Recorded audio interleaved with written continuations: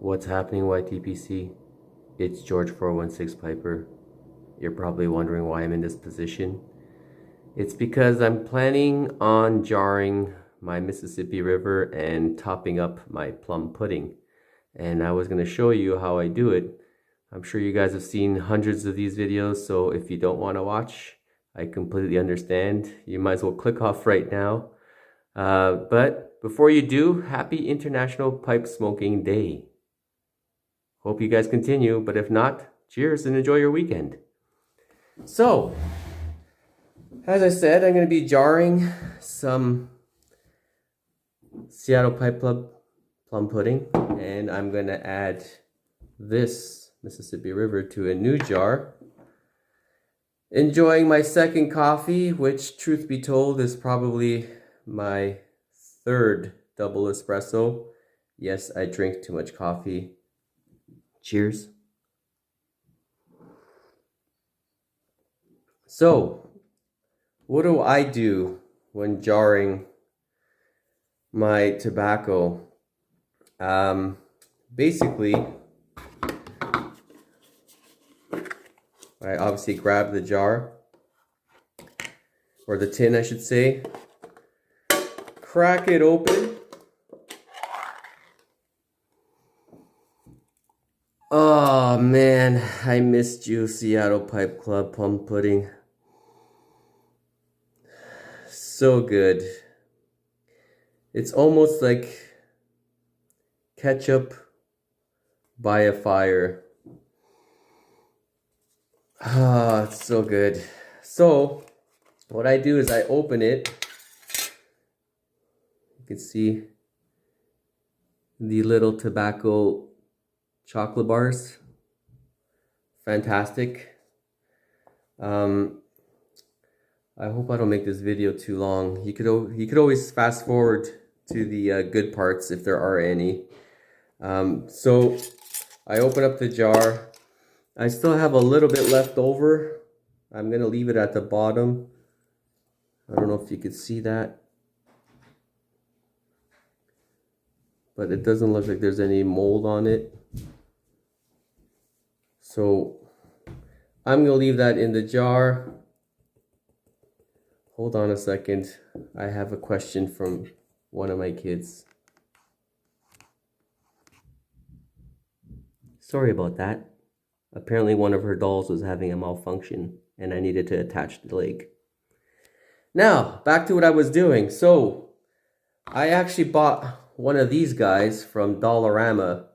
It's like a store that I'm sure you have in the States, and I think there's probably a few of them across Europe. They probably are called something else, but it's really inexpensive stuff that you buy at these stores.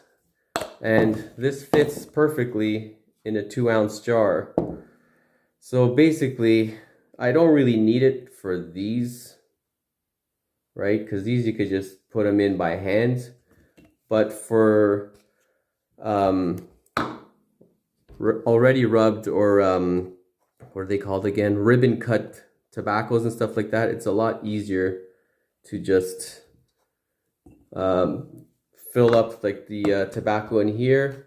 I don't know if you can see that. You fill up the tobacco in here in the jar and you just stuff it in a bit. That way you don't make a mess. But like I said, for these ones, you just basically place them in nicely.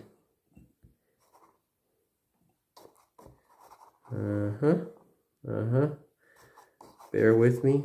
I know this is not exactly old Hollywood Briar quality video, but I do what I can. So then, let me just grab you guys so you can see. As you guys see my hand, of course.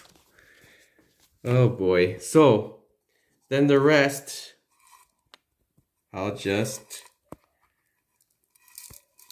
dump in here like that.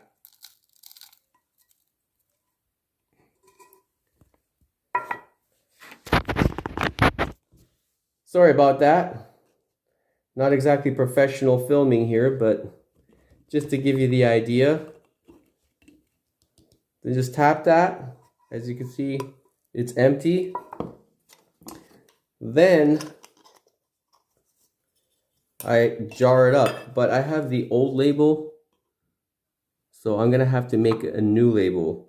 What I've noticed with these Seattle Pipe Club tins is they don't come with a date on it. If you guys know how to date these things, I would appreciate any help, because I like putting, basically, I like putting when I jarred it, and I like the knowing when the date is of when the tin was produced. But that's not available to me right now. So what I normally do is then I'll grab the jar. I don't know if you could see this, but I grab the jar, put it on top of a piece of paper, and then I do a pen outline of the bottom.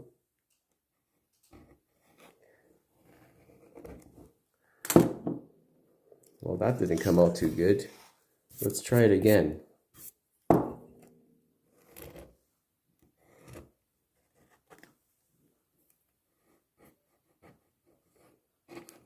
Oh, the pressure. The pressure of making some decent quality video. Anyways, the second circle looks better than the first. And then I basically just cut it. So let me pause it here so this doesn't drag on too long. Okay, I'm back. So as you can see, I just basically cut it out. I wrote the new info on it. And then all I do is I grab some tape, do the old wrap around, and I just put the label on top. I probably, you know what, I'll just take off the old one, put the new one on. There you go. Put that on the lid, close her up, and there you go. So when it's sitting in the box, I could actually read what blend I have, because the box is like this big, so you can't really see it. I keep the boxes that the jars come in. Oh, I did order some new jars. As you can see, they're 4 ounces from Walmart. So apparently Walmart in my area has them. So I know there's been like a shortage of them. Maybe you guys can check out your local Walmart to see if they have them. So the label for these ones is pretty easy. You just peel it off. I don't really need to do it for this one because I have one already. But I'll show you with the Mississippi River. You just basically peels off pretty easily.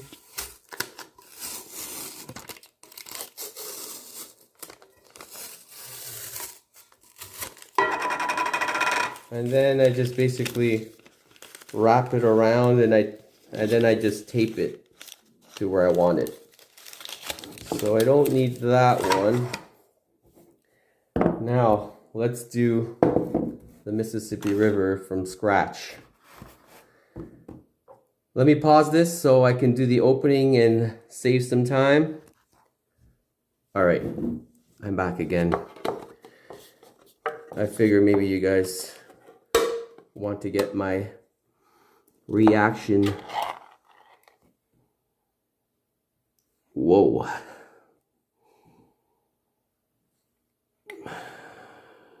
I just had a comment from 13 Pipes, Valine. He said this blend, Mississippi River, is the best American blend that he's ever tried, which I thought was high praise. Ooh. Kind of reminds me of Seattle Pipe Club a little bit, but it's a lot more vinegary. Whoa. If I keep sniffing that, I'm probably gonna get like high or something. So again, normally I just put that up on the jar like that. See that? And then if it's like ready rubbed, or ribbon cut, it's a lot easier to stuff. Just pour that in.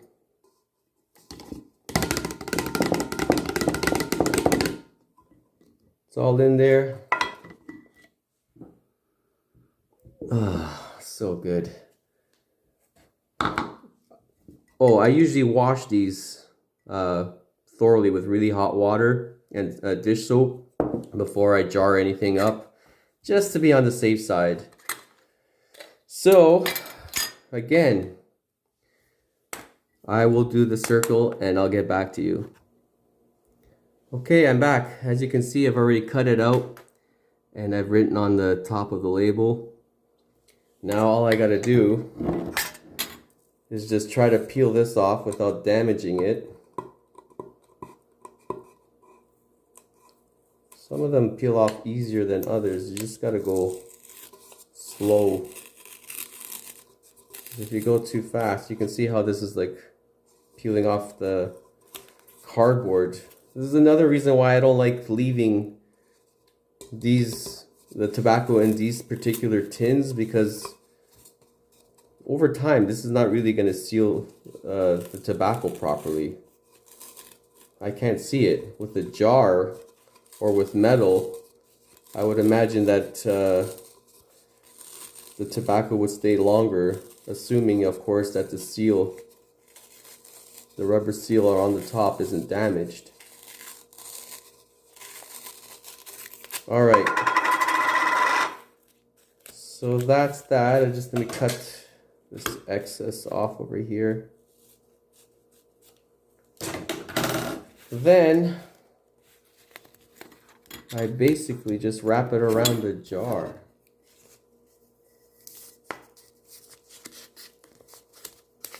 I know this isn't exactly rocket science, but maybe some of you might like to know how I do it.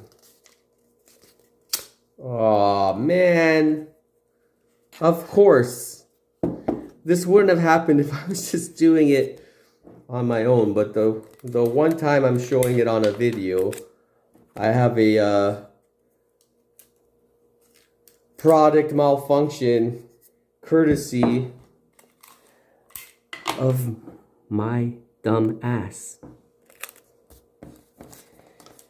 So that's the key, is you gotta go slow. Take your time, otherwise this stuff happens and then you gotta like try to MacGyver it back together. It's not the best, but it'll do.